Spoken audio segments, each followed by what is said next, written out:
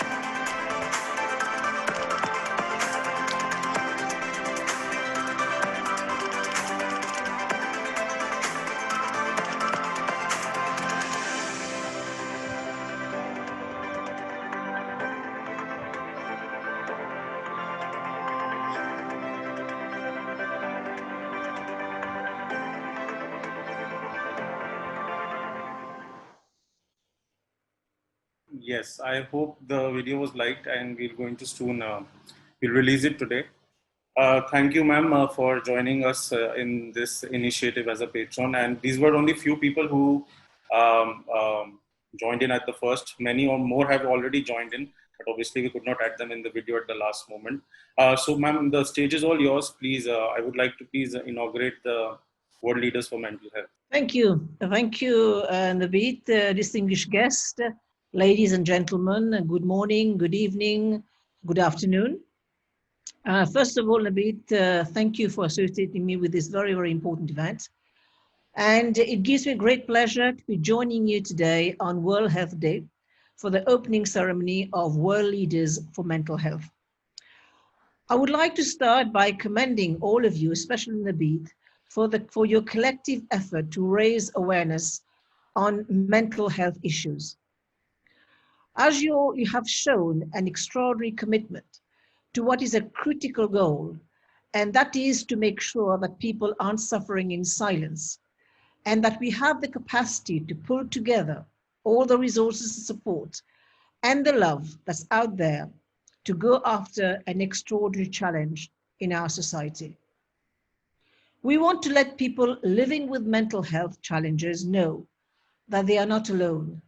And we've got to be making sure that we are committed to support those with challenges, because struggling with a mental illness or caring for someone who does can be isolating.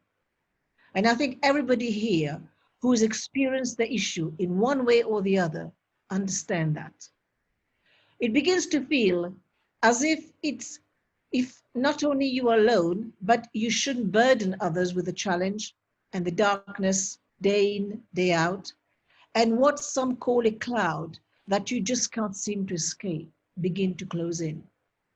The truth is, in any given year, at least 1 in 5 adults experience mental illness. I'm sure you're going to correct me and tell me there's more.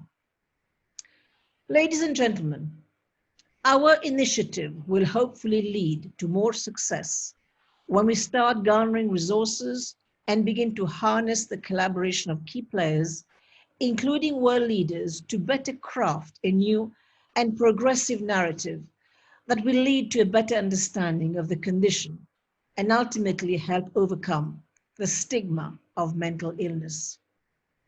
Mental health is often misunderstood, especially by those who do not suffer or have suffered from it. Yet, it is becoming increasingly clear that mental health is not just a clinical or policy matter for practitioners and government, but it is an emerging social issue affecting a growing number of individuals and impacting families like never before. Public awareness needs to be raised so that clinical policy solutions become a reality. Mental health is also an issue of fundamental human rights. Ladies and gentlemen, achieving this objective is at the heart of the Sustainable Development Goal number 3 of the UN Agenda 2030, which provides all of our countries with a practical action plan for our sustainable future.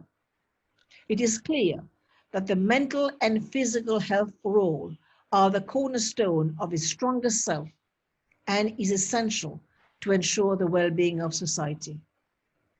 Therefore, we must continue to focus our attention on addressing issues of depression, anxiety, stress, and its effects, including bipolar diseases, schizophrenia, among so many others. We need to work synergistically, both locally and internationally. We must elaborate a holistic strategy on mental health, and I'm sure WLMH would be instrumental in this endeavor. I believe some of the recommendations would include, amongst others, strengthening effective leadership and governance for mental health, provide a comprehensive, integrated, and responsive mental health reform, implement strategies for promoting and prevention in mental health issues. We cannot allow stigma and silence to shroud vital issues of mental health. The stigma around mental health prevents us from talking about it. Stigma is toxic. It dictates not only how we feel inside, but how we are supposed to feel about others as well. It is a judgment, a label, a curse, and a social scourge, but stigma doesn't need to define us. There is the sense of shame and a reluctance to reach out for help at a time when help is desperately needed. Healing takes time, but reaching out for help is not a sign of weakness. And I think it is the most courageous thing we can do. Talking, connecting, and building honest and open relationships are crucial for mental well-being. No one has to struggle in silence. This sense of openness must become part and parcel of our day-to-day life. We must be comfortable to ask for help from family members, friends, and people we trust. Often, a simple conversation is the first step toward receiving support and help.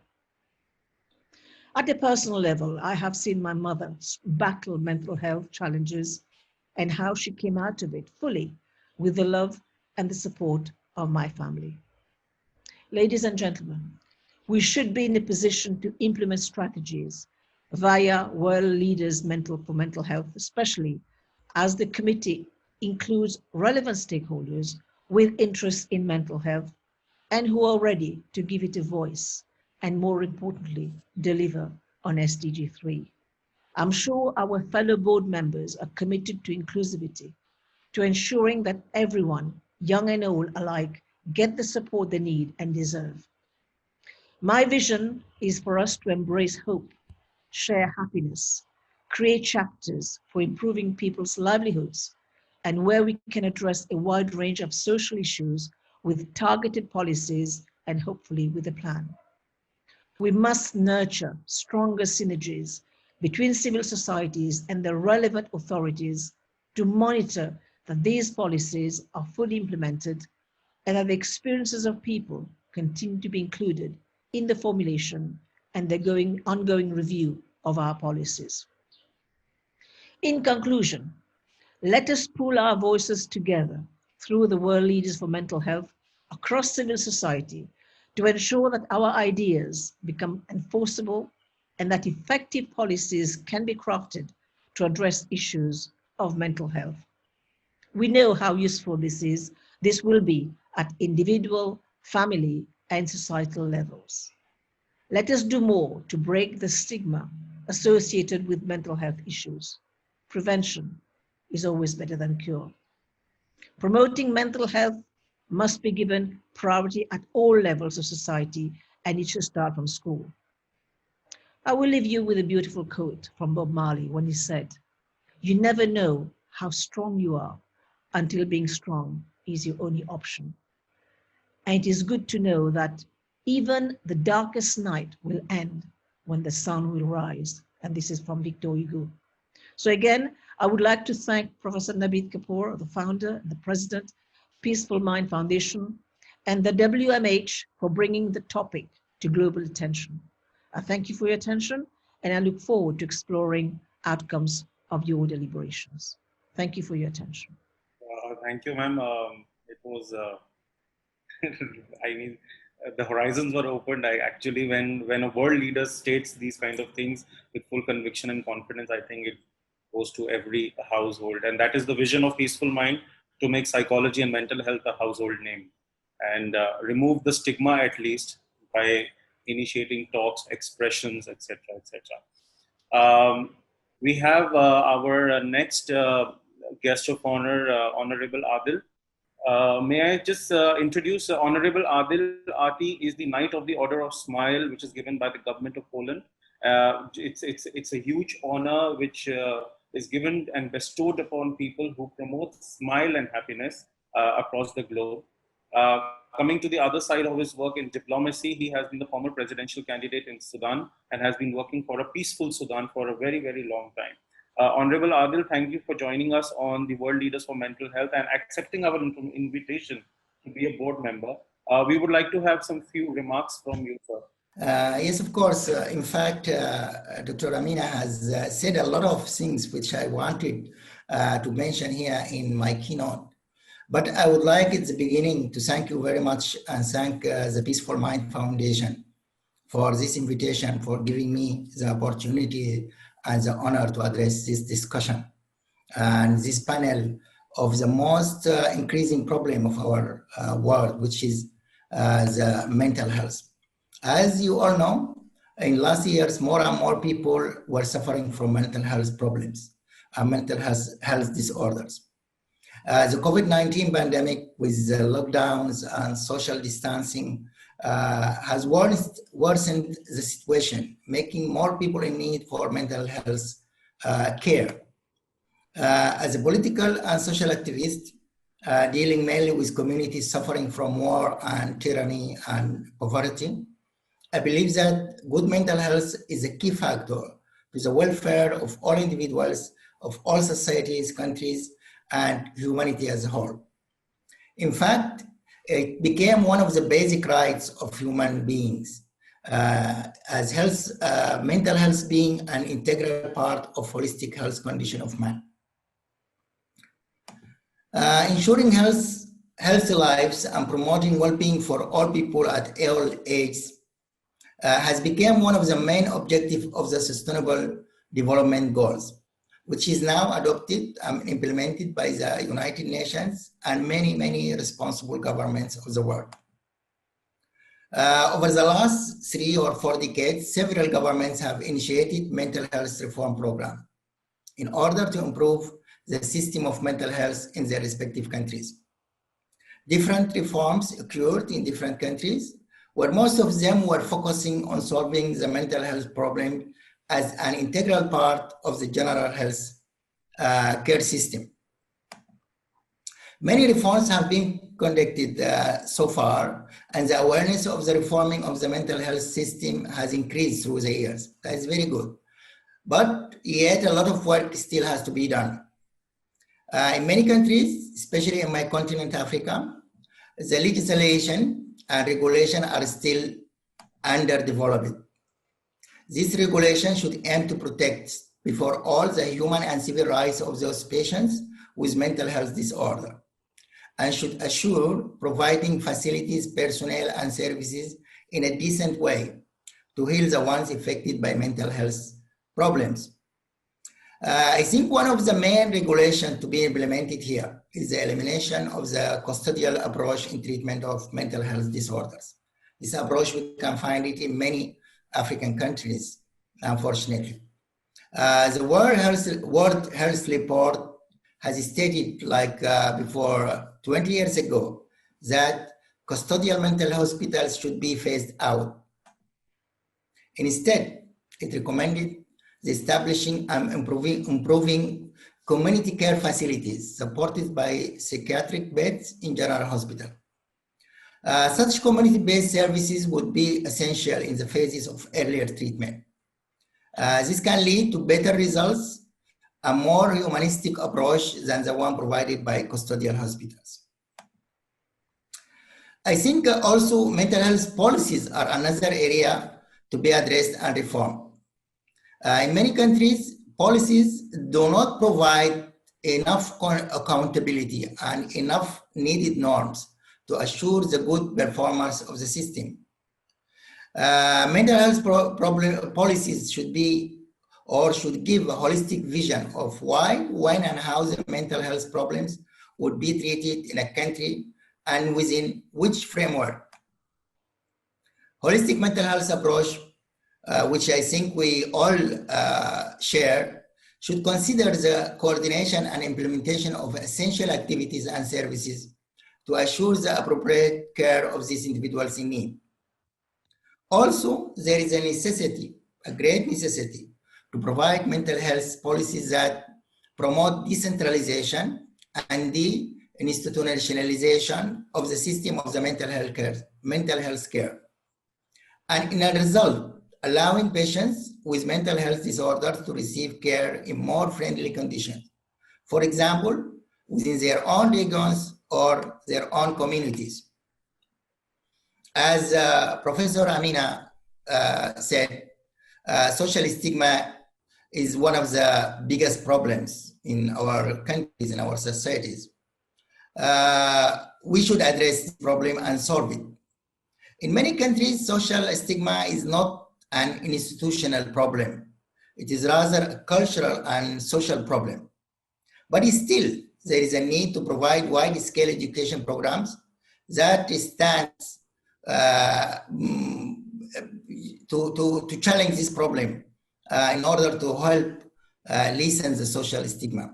I do not need to mention here that no individual, no society can enjoy good mental health while they are under the pressure of war, violence, or poverty. Thus, striving for peace, security, better economic situation in our respective countries, especially in Africa, is a necessary step in our aim to improve mental health.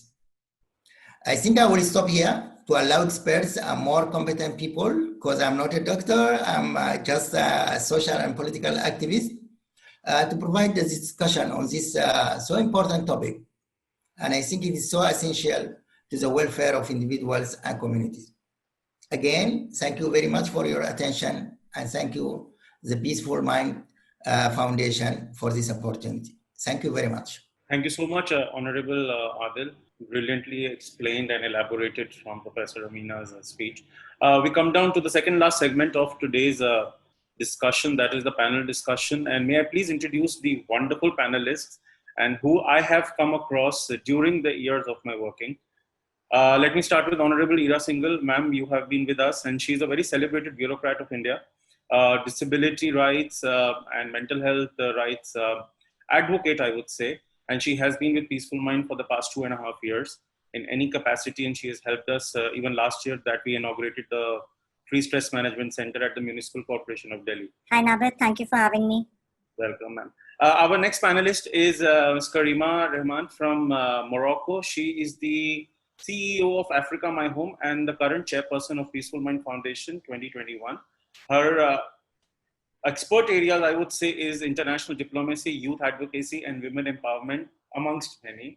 And she has dedicated her time for the advancement of mental health and youth mental health in Morocco and otherwise.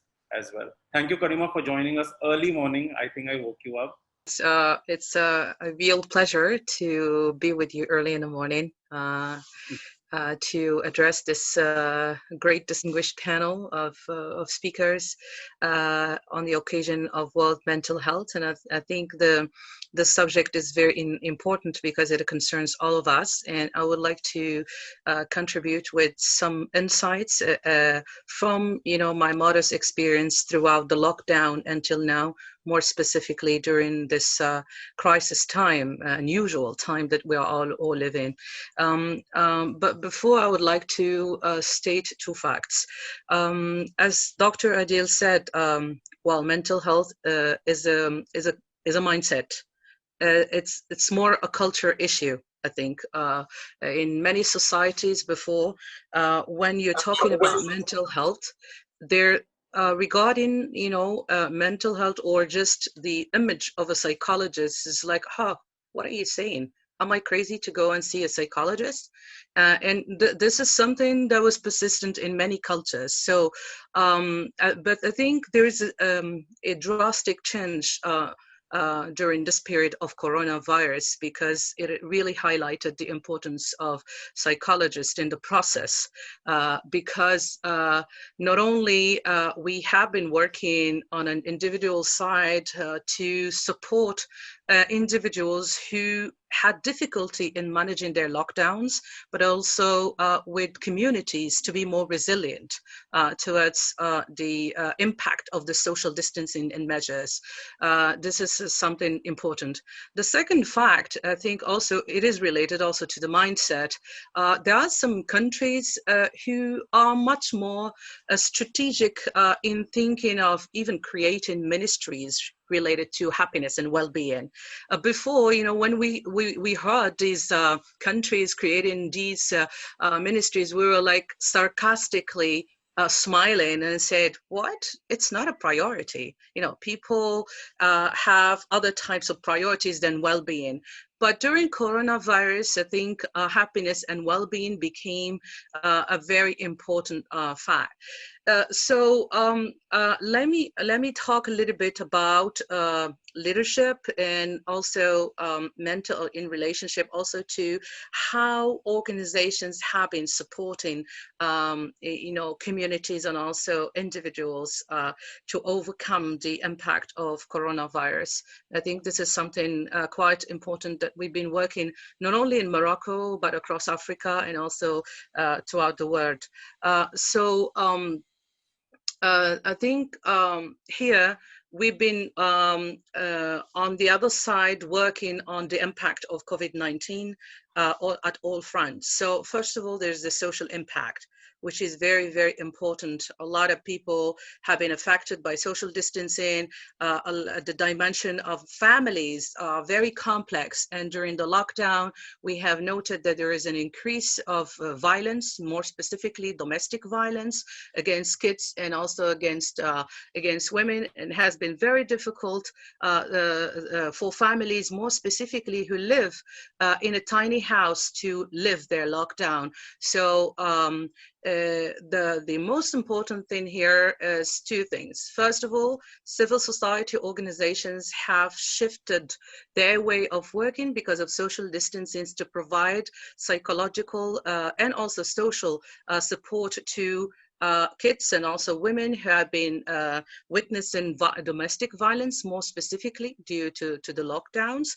And second is there was a rise of what we call telemedicines.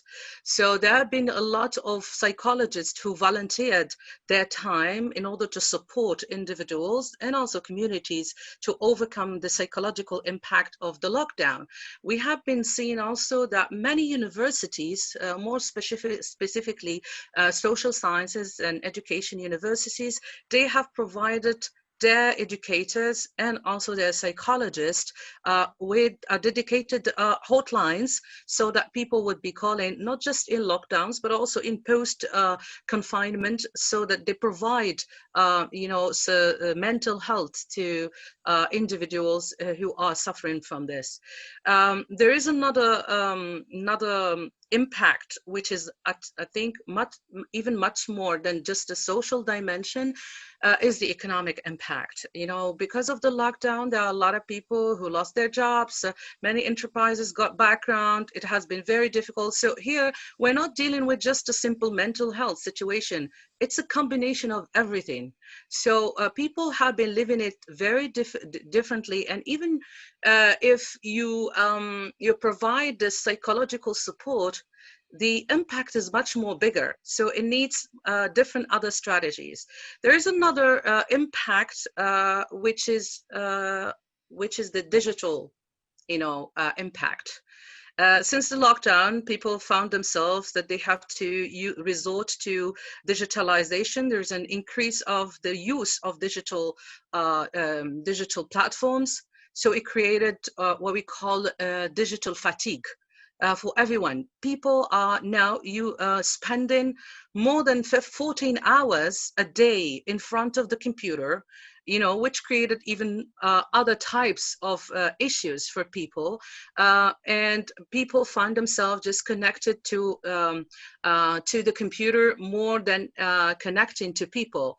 This also has impacted a lot of individuals. So we have been working on the ground, but also on the digital platforms to support people to overcome this. And at the same time, we've been developing some educational tools, more specifically using different digital education strategies, so that we can support them overcome this period of confinement and post-confinement. And I would say that our first conference that we did, we called it Digital Leadership and Happiness. Yeah, okay, all right. Thank you, Madam President. It was great honor. We'll be in touch for further forthcoming meetings. The entire working committee wants to meet you personally after this session. Maybe next week. I'll fix up a time with you. They want to discuss certain parameters, what we have discussed in the working committee. So I will let them know the time, and the working committee, please ma'am, just 1 minute. Can you just introduce your names, everybody in the working committee? Just your names, please, so that ma'am can leave. My name is Akshay Sharan, and I'll be serving as the Vice President of World Leaders for Mental Health. Thank you for being here today. Honestly, I thought it was a fantastic talk. Thank you. Hi, I'm Soumya Sharan. I'll be working as the director of the working committee. And I think it was great to hear you, ma'am. And what better day than World Mental Health Day. So looking forward to having more conversations with you. Hi, my name is Soma, and I'll be working as Secretary Working Committee. It's my pleasure to be here and be able to contribute. Hi, I'm Vedika, and I will also be working as a director of the working committee. And it was a great opportunity to have you and to listen to your thoughtful insights today. So thank you for joining us. Okay. Fine. Thank you, ma'am. Thank you so much. Thank you so much, Naveed, and all the very best for today. And of course, we'll meet again next week. Yes, take care. Bye-bye. Thank you. Bye. So continuing from Karima, let me just introduce everybody and then I come back to the question. You have already answered so many questions, so fine. Okay. Our next panelist is Larisa B. Miller all the way from US. Larisa, very, very good morning. And sorry I woke you up at 3:30 a.m. in the morning for joining us at Peaceful Mind. She's the CEO of Phoenix Global, a huge organization working with Africa, Latin America, UAE, and she's serving as the advisor to the Peaceful Mind Foundation. It's been a real honor to have you, Larisa, today. Thank you. It's my honor to be here, truly. And our next speaker for the panel is Dr. Prabhjeet Singh. Dr. Prabhjeet Singh has been the backbone of Peaceful Mind since the inception of Peaceful Mind in 2015. And he has been a major game changer in many of the things. The best part of Prabhjeet is he's very patient, and he likes to take something which I resist to take, counseling sessions and therapies. He's the best one to do, and he has helped Peaceful Mind to grow leaps and bounds. Prabhjeet sir, welcome. Thank you. It's a pleasure working with you all the time, and I'm always there be with you. Our last speaker, who I want to introduce, is Dr. Milan from Slovenia, a very, very known and an impactful psychotherapist I came across a year and a half ago. His work has been recommended worldwide, and in due time, we will have a very good news coming from him in 2021. So Dr. Milan, welcome on board as a panelist. Thank you for this meeting and conference. Yes, I'm a psychotherapist, but I'm a professor on University for Peace in the United Nations. And thank you for all this. And see you, because I'm a psychotherapist and I'm listening, not speak, but today is maybe different. Yes. So coming on to my first question to the entire panel, Ira ma'am, Larisa, Dr. Prabhjeet, Dr. Milan, and Karima. Why do you think that there is, obviously due to this COVID-19, we have sudden increase for mental health professionals, and suddenly mental health issues are coming onto the limelight. Let's leave apart the biological problems and, because of this COVID, but mental health issues are rising. Why do you think that suddenly there is a need to change the reforms in mental health issues? Ira ma'am, we start with you. So I'm going to speak from the Indian perspective. See, mental health has been an issue that we've all been talking about, but it's only a few of us who are making all the noise. But, somehow the stigma still sustains. And what has happened in these COVID times is that many more people have been forced to realize their own mental health issues. Since, in the last 50, 60 years, the time spent between two people of the same family with each other was also very less. But with the COVID, the number of hours you spend with everybody in your family has increased massively. And hence, there are people constantly pointing out to you that you've said something wrong and there is something, wrong with you mentally. And because of that, the whole issue has come to the forefront. So people are being forced to acknowledge their problems. People are being forced to realize that there are issues in their mental health. And, there is that faint whisper that is being going around from all of us. Plus, unfortunately, there's been a rise in suicides, which is a very, very sad side effect of this whole pandemic. And that, again, brings the conversation back to that. So, it's... I don't know if it's a good thing or a bad thing, but somehow this whole pandemic has forced people to realize they have mental health issues. And the good work that organizations like yours and everybody has been doing on destigmatizing it and saying that, listen, it's not a bad thing. You can all talk about it. You can, it's a thing that happens to most of us, is giving people that slight courage that they need to talk, to acknowledge their problems. And I hope that at least this part of the whole system will continue, and this part of the whole pandemic product will get better results, if nothing else. Larisa, let me come to you. Why there is a sudden need for reforms in mental health policies globally, since you have been working with the Sustainable Development Goals for a very long time. So why do you think so? Well, and I work with youth around the world, and what I see, especially now during COVID, is that the rote stability of the routine of our lives has been completely disrupted. Everything we thought we knew has been discarded. And this is even more so for our youth, who are under a massive amount of pressure during the best of times in this very competitive world we live in, to be able to achieve, to get into a top university, check all the boxes that go along with that, their athletics, their extracurricular activities, their volunteerism, to really distinguish themselves amongst their peers so that they can achieve at a greater level. And that amount of pressure that we place on our youth has led to, here in the United States, 25% of our youth have a clinical depression. And of that, only 20% have parents who, and I say parents because the child, being a minor, can't seek professional help on their own. Only 20% are guided into some sort of treatment. The rest are always seen as, well, they'll outgrow it, or it's a phase they're going through. And what we fail to remember is that life is not a sprint, it's an endurance race. And we have to prepare our youth to be complete individuals, which means we have to nurture their physical health, their mental health, their emotional health, and their fiscal health. We have to prepare them to be fiscally responsible, which plays a great role in the clinical depression that we face as adults. It's one of the biggest catalysts for divorce in the United States, our financial challenges. And if we can equip our youth with the attributes, the confidence and the courage to be successful in life, as professionals, as students, as citizens, we will make a measurable impact on the future. And one of the most important tools that we can use to help ensure good mental health in our youth is recognizing the power of our own words.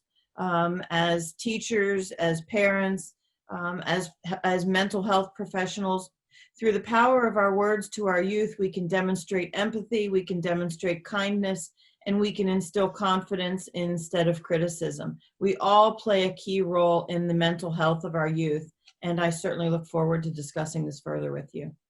Thank you.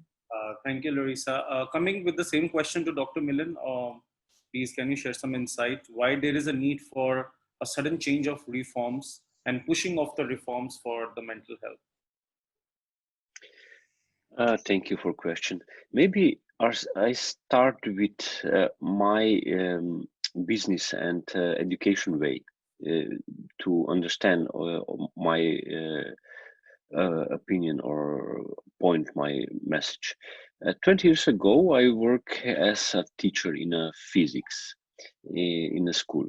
Then I see this is not my future, and then go to work in some company as a physics to change a process, optimize process. Then I see it's not problem in a process, but problem in a mindset in a manager or directors who is chief in some company. Then I study psychology and psychotherapist. And now I work with manager and change a mindset in these people. Why is and I see it's very important to change a process. Mind health, it's a very same like a process in a company. Mindset and process in a company, or I don't know, in some country is very same like process in mindset in people and process in the outside. And when I work with people, I said change your life, your habits, because this is first steps. Maybe we can change, read a book, go to some, I don't know, in the different people, different art part of the world. But first we change a process in our life, change how eat, how talk, how clothing, everything. And this is very important to mental health. Change our process in our life. This is for beginning for me. Coming to Dr. Singh, why do you think there is a need for this sudden push of reforms? And then I'll link my next question. I think a few points have already been discussed, but what I would like to add on is because, firstly, we humans are social beings and we are not used to this, staying alone or staying inside a confined space, which specifically the COVID has taught us. More or less, especially if I focus on the young generation, we are more, diverted towards the technology, and we don't know how to adjust ourselves in the relationships, which we are forced to now because we have to stay with the family only, we cannot go out. Then I think the destigmatization also comes into play because, specifically when we talk about the senior managers or those in power, we tend to forget that we are working with humans only. We are not working with robots. So if we can have emotions, emotional breakdowns, we can have mental pressure. Same goes with our team. But we forget that and start, pushing them to, you have to do this, you have to do this. I don't know, but you have to do this. One more point, what I feel is, in hospitals specifically, those who are right now admitted in isolation, and when you're discharged and during your stay, you don't have any mental health professional to tackle your, emotions and whatever you're feeling. If I talk in general terms, not with COVID also, how many hospitals around the world have mental health professional visit you while you're in a hospital for any disorder or any disease? Hardly any, because we are not giving it importance as much as we should. Don't you think a cancer patient needs a mental health professional during his stay? It's a big thing for him. Don't you think a cardiac patient needs it? Even a fracture patient, just imagine a young boy or a young girl, 13, 14, 15, has a major fracture in the leg. Don't you think that person requires a mental health professional to, just help that person tackle with the stigma or tackle with the pressure that she might or he might be feeling? Have to be changed social beings, and we are not used to being staying at home and not used to being not socializing. So that will start only when that stigma is not there. Till date, personally, I get a few clients who are suffering from a lot of issues, specifically because they were not able to stay at home, but still they cannot tell their parents and they are taking session one-to-one secretly. Karima, what would you like to put up these 4 points which we have already got, so that we move on to the next one? I just would like to add that I think today we need a real reform, because mental health now goes beyond clinical perspective. It has all the other dimensions, the socio-economic dimension as well. And I think it needs to be tackled more specifically from the policy side, because mental health needs to be a priority on the policy making. This is first. And second, I think it involves different stakeholders, because you may work out with individuals to overcome what I call today mental saboteurs, because people started living with different phobias. It has increased with COVID-19, and we have also social phobias, economic phobias. So, but I think it needs a holistic approach. It needs the involvement of different stakeholders who will add a little piece to the global picture. Yes. Coming to my next question, which is linked to the first one, and Ira ma'am, I will start this question with you because you work in the government. We talk about reforms and policies, in any sector, but I'll talk about mental health. Why is it so difficult, or what do you think are the barriers to modify the reforms and the policies? So actually the problem comes from the fact that all the reforms and policies are generally made by people who don't understand these ideas themselves. What really happens in government most cases is that there is a lot of noise by the society.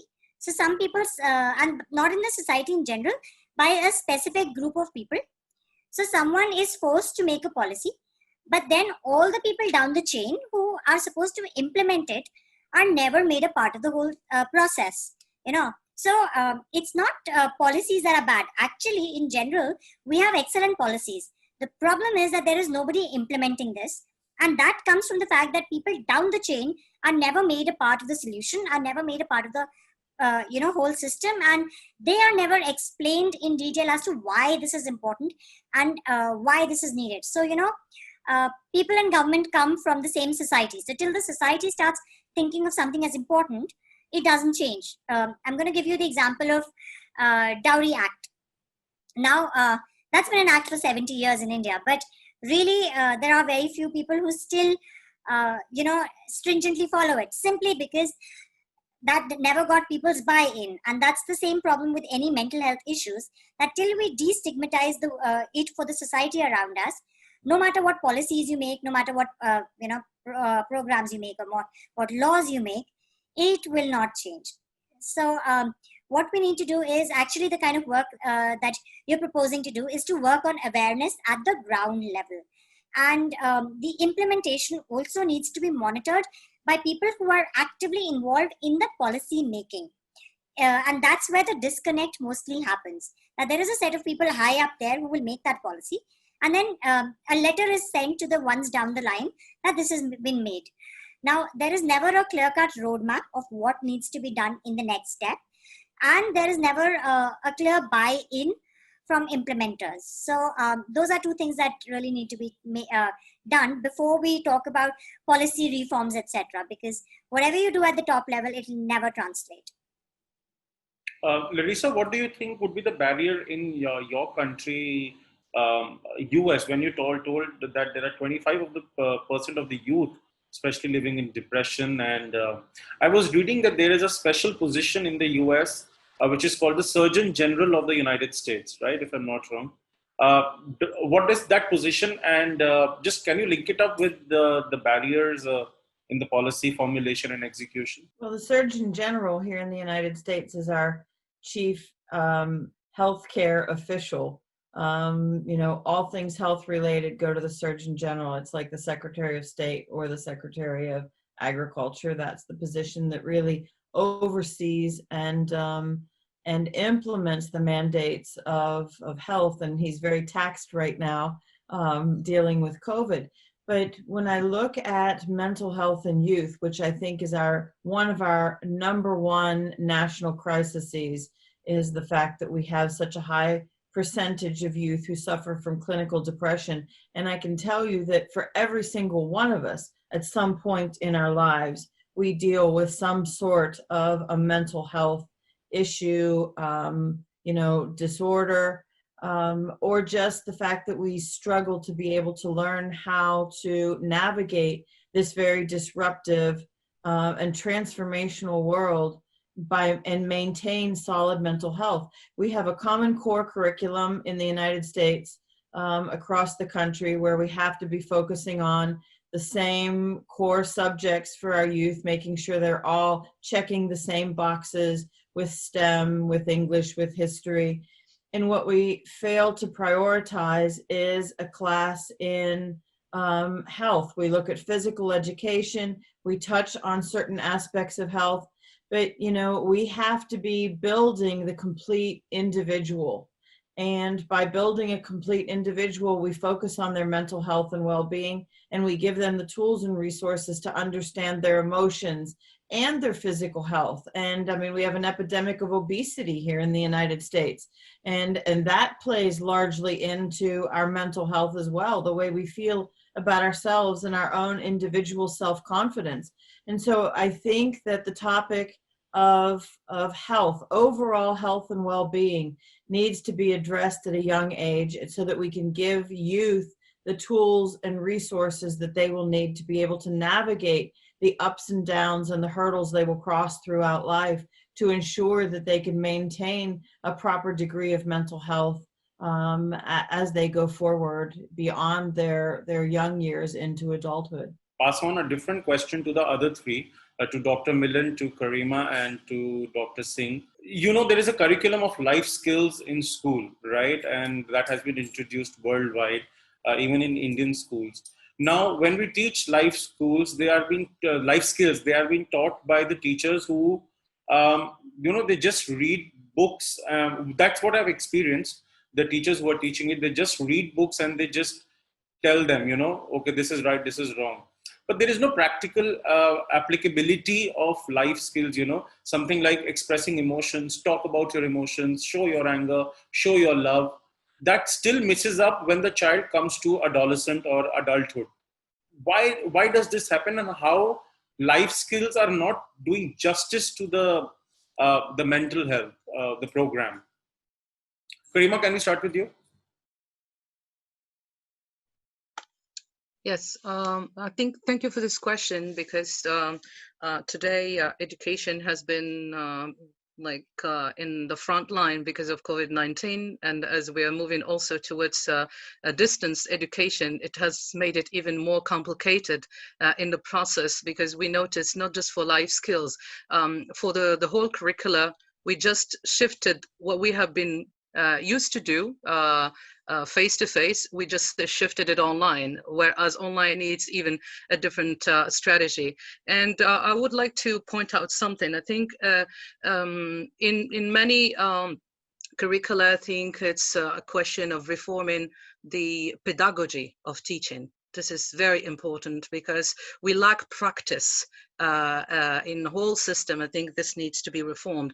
It is even more complicated when we go online. I have experienced, as many teachers around the world experience e-learning. It's even more complicated because you need to make it more interactive, and you need to innovate and search for more platforms so that you can make students practice whether public speaking or others. But I think also the problem is not just the practice. We're not linking it to mental health anyway.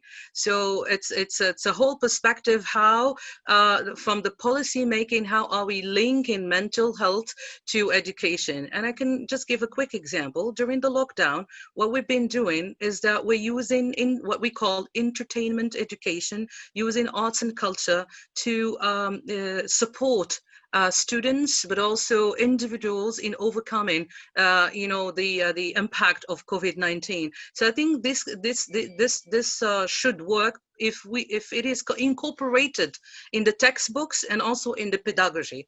Otherwise, it might be very complicated if we're not doing it from the policy side to the whole reform of not just the education system, but I think it needs to have a kind of a synergy between different government departments, health ministries and education and all other components of the policy making in order to reform the education system. Coming with same question to Dr. Singh, what do you have? You have been working with life skills in schools. You have been given training in colleges also. Why do you think that there is this gap that the execution of the teaching, and then when the child has to apply to his or her life, that is missing? As you said that you have also observed that most of the life skill training is through the textbook only. And life skill is nothing that you can just read and understand and implement. We have physical education teachers that takes you to ground, your playgrounds, and teach you how to, play a specific sport. Likewise, I believe the life skills teachers should be professionals in the field who doesn't need a textbook to teach them. You can have a dramatics teacher also to teach you life skills. He can teach you in a much better way how to express yourself through a dramatics. But the scenario is exactly opposite. We teach it as a subject just so that it's a norm. We have to teach it. We teach it as a subject. The student has to pass it. That's it. We are not giving the practical applicability to it. So personally, what I feel is, instead of teaching it from a textbook, you can introduce some plays, give some role plays to the students so that, on a specific topic, so that they express themselves. And once they learn to express, they know what to do in life. Milan, would you like to answer this? And then we move on to the question and answers. Your mic. Oh, yes. Sorry. I have a not big team in a school because I work and teach doctor students, but I'm very much speak with my students about my life and his or she's life. This is a very important because I am a I don't know, idol for him, and this is very important to change how I feel, how I live, and then not important only knowledge, but all my presentation. And this is very important to my work and my message for my student. Yeah. Akshay, on to you, please. You can conduct the last segment, please. Sure. Thank you all for that. I think that was fantastic, and it was quite insightful to hear so many differing perspectives. And I think that's been the highlight of this event. that we've had speakers from over 5 countries already. So thank you for that. I just had a question to follow up based on the previous 2 questions. So mental health reform and push for mental health reform has been happening, let's say, over the past 5 decades at least, when it would have started perhaps. But there's obviously, and this might be a little, might sound a little cynical, but something is going wrong in the way that we're positioning how mental health reform should happen. And perhaps something that I have identified just through thought is the idea that increasing expenditure of governments is in no way benefiting governments directly, while it is directly benefiting societies, of course. But I was wondering, have any of you ever experienced or come across a model wherein governments are proposed mental health reform, where they know what the associated effects are going to be on their leadership, and as well as on effective community building and effective well-being of their society? So what would be your recommendations going forward for an initiative such as World Leaders for Mental Health? I mean, how do we position ourselves such that we're not just another organization or another setup that's doing exactly the same thing that's been happening for the past 100 years, but how do we take that a step up? So I'd love to hear your thoughts on that. I'll just pitch in on this. It's not about the policy part that you should focus on. As an organization, where I see you working is actually focusing on implementation. Prepare a step-by-step plan on how governments can implement all the good practices, all the policies that are already made. And, how do you reach the ground level people who are supposed to do this? So, for example, I've been working extensively on disability sector. And what I'm doing now there is that I'm working with the lowermost health functionary, okay, which in India's context is a ASHA and an A&M worker who's a ground level woman who's 12th pass and who has a basic medical training that I'm reaching out to her. I'm training her on identifying disabilities, and I'm getting her to then identify people and help me extend services and support to them. Similarly, in mental health, what needs to be done is that instead of the top level talking about it, we need to talk to the ground level functionaries. And hence, where you come in is that you help train, you help reach out to those ground level functionaries with an actual implementable action point plan, where you tell them this is what you need to do, this is what we're planning to tell people, this is how we're going to solve the issues. It has to be a implementation plan rather than a policy plan, because policies everybody can sit and make. It's the implementation where everything falls flat. Did that make sense? I think that is where I agree with Ira ma'am, and that is where she has done a brilliant job by introducing that free counseling session last year inside her main building of the MCD, which also caters to the employees of MCD as well as income tax department. Yeah. Besides that, ma'am has also been trying to do some mental health workshops with the police department as well. So I think that is what ma'am actually means by working at the ground level. I would like to add to the question, to answer the question. I think I have 2 recommendations. First of all, there is a need to work in a form of consortium, bringing about all different stakeholders to petition to make this mental health in a political agenda. Otherwise, it will be much more difficult. Of course, we have advanced policies from different countries, but of course, the implementation is a real problem. But being in a political agenda is very, very important. So we have all different means to use to petition about that. The second is how are we working with media and other practitioners to raise awareness in a different way, so that it will raise awareness of the public opinion, more specifically to change the mindset and also to fight against stigma.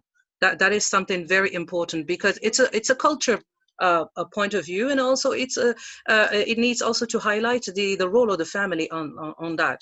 So otherwise it might be complicated, because we need to find out different ways to put it in the agenda. I just I maintain here in the United States that we have to begin at the highest levels and make it something that is mandated and mainstream enough that it is embraced and enforced at the lowest levels. I mean, you know, I am passionate about youth mental health, and this is a problem, an epidemic truly that exists worldwide. And we can make all the policies we want at the governmental level, but unless it's passed down and schools and teachers are given the resources and the tools and the education themselves to be able to carry this forward, we're not going to be able to see any real grassroots change in this area. And it is so critical that we do, because as the world gets so much more hyper-connected and technology becomes more and more the standard for our existence, we're going to see these numbers accelerating massively unless we place a priority on making this topic as important in our curriculum as our STEM and all of the other, you know, courses and classes that we seem to prioritize as parents and educators. Mental health and having the ability to give youth the ability to understand and to some degree have control over their mental health is going to be critical to how well we move forward collectively as a global society and as global citizens. True. Milan, you want to add something, or we go on to the next one? No. My one thing, obviously what we are talking is the reforming the policies and everything. Something which I totally believe in as a person,